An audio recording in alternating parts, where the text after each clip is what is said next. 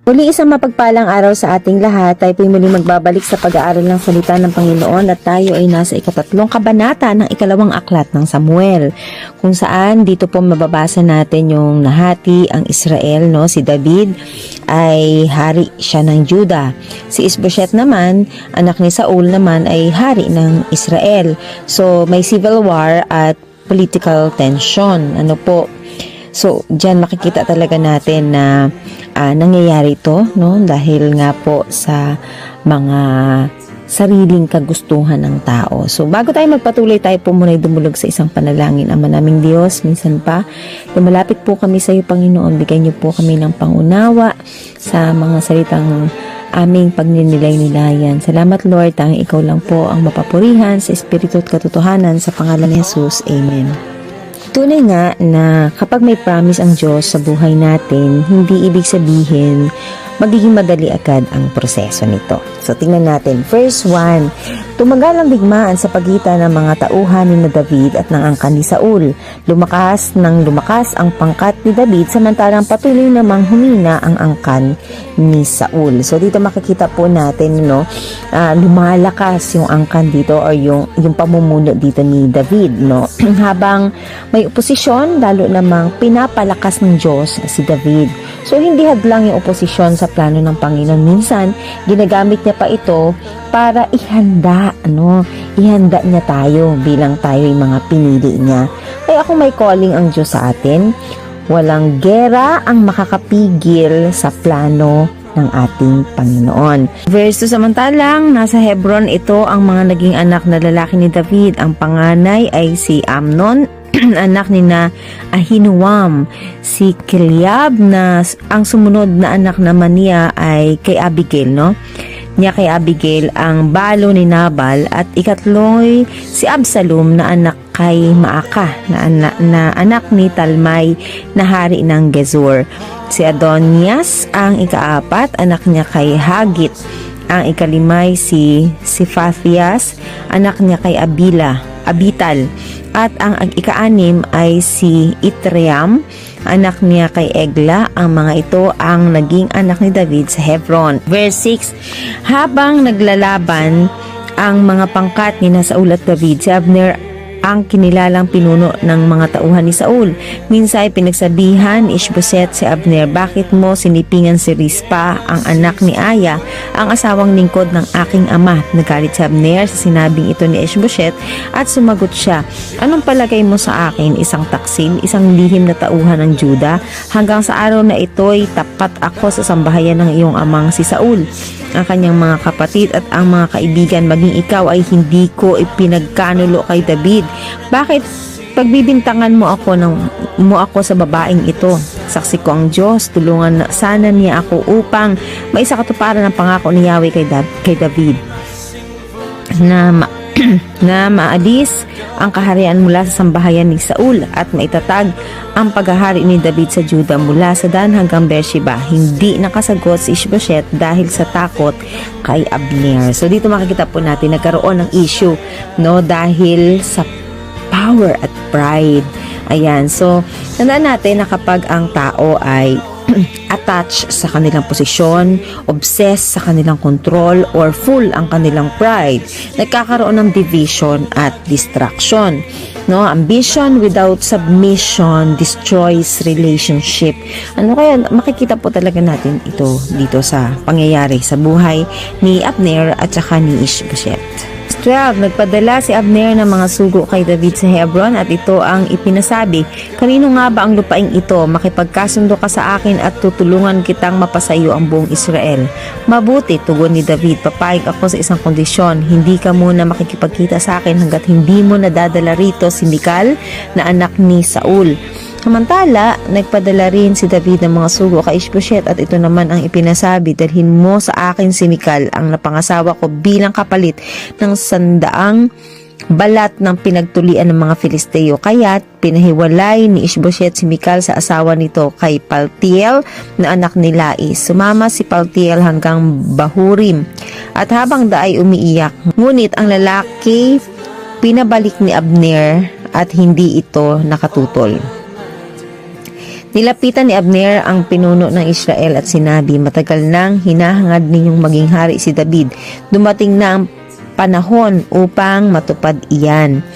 Ganito ang sinabi ni Yahweh tungkol sa kanya, "Sa pamamagitan ni David, ililigtas ko ang bansang Israel mula sa kamay ng mga Filisteo at iba pa nilang mga kaaway." Kinausap din ni Abner ang lipi ni Benjamin. Pagkatapos, nagpunta siya sa Hebron at sinabi kay David ang pinagkasunduan ng mga Israelita at ng lipi ni Benjamin. Nang tanggapin ni David si Abner, may kasama itong 20 tauhan.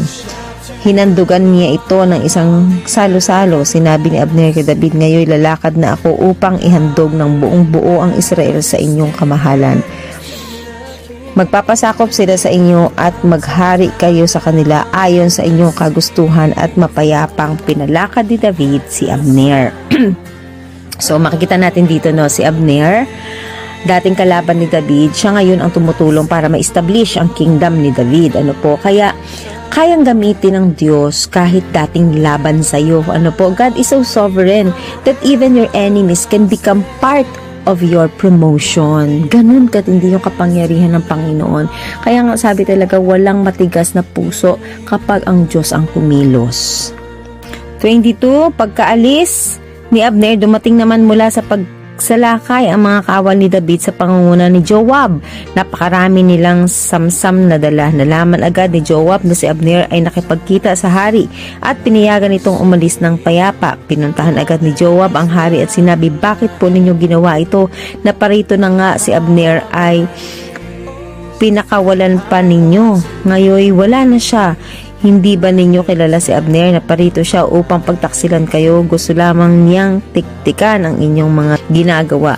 Pagkatalikod ng hari, pinahabol agad ni Joab si Abner. Inabutan niya ito sa may balon ng tubig ng Shira. Hindi alam ni David ang mga nangyaring iyon. Nang maibalik na sa Hebron si Abner, tinawag ito ni Joab sa may pintuan ng lungsod at kunwari mag-uusap lang sila ng sarilinan. Dito niya isinagawa ang paghihiganti sa pagkamatay ng kapatid niyang si Asahel. Sinaksak niya sa tiyan si Abner at ito'y namatay. Nang mabalitaan ito ni David, sinabi niya, "Ako at ang aking kaharian ay walang sagutin sa harapan ni Yahweh sa pagkamatay ni Abner. Dapat itong panagutan ni Joab at ng kanyang sambahayan. Ang kanyang sambahayan sana'y huwag mawalan ng mga baldado. May sakit na tulo, sakit sa balat na parang ketong mapapatay sa labanan o mamamatay sa gutom. Ngunit sa ganoong paraan, ginantihan ng magkapatid na Joab at Abisai si Abner dahil sa pagpatay nito kay Asahel sa labanan sa Gibeon." So dito makikita natin si Joab, pinatay si Abner dahil sa paghihiganti. Hindi lahat ng justice ay galing sa Diyos. Minsan laman lang ito ng bitterness at personal na paghihiganti, Nagluksa si David sa halip na mag-celebrate, Dito makikita po natin yung puso ni David, kasi nakikita niya yung katotohanan dun sa paglapit ni Abner, A godly heart refuses to rejoice over revenge. Kumbaga talagang, bakit ka magdidiwang sa kasawian ng iba? Which is, hindi naman talaga tamang ginawa ni Joab. Iutos ni David kay Joab at sa lahat ng kasama niya na punitin ang kanilang mga damit at magsuot ng panluksa bilang pagdadalamhati sa pagkamatay ni Abner. Pati ang Haring David ay nakipaglibing din. Nang si Abner ay ililibing sa Hebron, umiiyak ng malakas ang hari at ang mga taong bayan. Ganito ang awit ng pagluluksa ng hari. "O Abner, dapat ka bang mamatay gaya ng isang tulisan? Ikaw naman ay malay at walang gapos ang mga kamay. Mga paa mo na may hindi natatanikalaan, ngunit ikaw ay namatay sa kamay ng mga tampalasan." Pagkarinig nito'y muling tumangis ang mga tao. Hinimok nila si David na kumain kahit bahagya. Ngunit sinabi nito, "Sinusumpa kong hindi ako kakain kahit na hanggat hindi lumulubog ang araw." Ang mga tao ay sumang-ayon at nakita nilang ginawa ni David sapagkat ito'y nakalugod sa kanila. tulad ng iba pang ginagawa ng hari. Noon, nalaman ng buong Israel na walang kinalaman ang hari sa pagkamatay ni Abner. Sinabi ng hari sa kanyang mga alipin, hindi ba ninyo na lamang isang dakilang pinuno ang nawala ngayon sa Israel? Kahit na ako'y hari, nandiliit ako at kinikilabutan sa kasamaang ginawa ng mga anak ni Zeruias. Hindi ito maatim ng aking kalooban, parusahan nawa sila ni Yahweh. So dito po nagluksa si David, nagpakumbaba siya, hindi niya inabuso yung authority niya. No, kahit king siya, pinakita niya yung pagluluksa. Yung totoong leader ay nakikita hindi dun lang sa kapangyarihan mo, kundi doon sa character, sa iyong pag-uugali. Your anointing may open doors, but your character sustain the kingdom. So talagang mahalaga po na makita natin na bilang isang leader or bilang isang pinuno, makita yung kababaang loob, yung katotohanan sa iyong pag-uugali, At sa kabanatang ito, makikita po natin ang mga aral tulad ng God promises take time, may long war bago yung full victory. Kaya don't quit during the process. Makikita din natin na God is building your character while building your calling.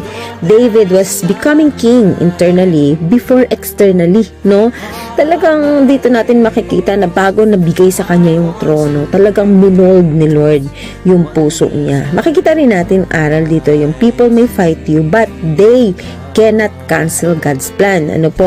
If God said it, He will accomplish it, Yang hindi ibig sabihin maraming oposisyon, maraming kumukontra, marami ang pumipigil, ay hindi na mangyayari yung nais ng Diyos sa buhay mo. Yun ang katotohanan. Maraming oposisyon, pero still, yung nais at plano ng Diyos ang mangyayari. Kaya po, ang character na ito ay puno ng conflict, betrayal, politics, revenge, Pero sa gitna ng lahat, umaandar pa rin ang plano ng Diyos. Kaya kapag ang Diyos ang nag-appoint sa iyo, hindi mo kailangang ipaglaban ang sarili mo. Talagang nakikita po talaga natin dito na ang Diyos pa rin, ang may control ng lahat ng bagay. At gaano man ka masalimuot, gaano man kahirap, still, yung plano ng Diyos, yung katagumpayan pa rin ang kanyang ipagkakaloob. Sana po may natutunan tayo muli. Pagpalain tayo ng ating Panginoon at kay Jesus lamang ang papuri.